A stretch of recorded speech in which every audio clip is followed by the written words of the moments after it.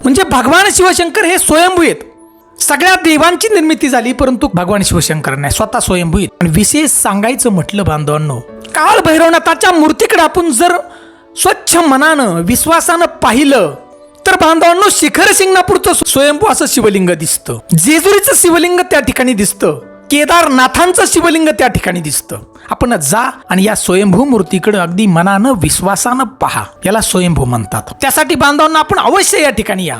काळ भैरवनाथाच्या नावानं उंच आकाशात गुलाल उधळून द्या. काळ भैरवनाथाच्या नावानं चांग भला असं म्हणा. गुलालाबरोबर तुमची संकट नक्की वर आकाशात निघून जातील, हे त्रिकाल सत्य. परंतु ज्याचा विश्वास आहे त्याच्यासाठी बांधवांना हे वाक्य खरं. आजही बांधवांना जो जो भक्त मनापासून त्या ठिकाणी जातो, काळ भैरवनाथांच्या पायाशी नतमस्तक होतो, काळ भैरवनाथ त्याच्या पाठीमागे उभं राहतात आणि प्रत्येक येणारं संकट वज्राप्रमाणे रोखून धरतात.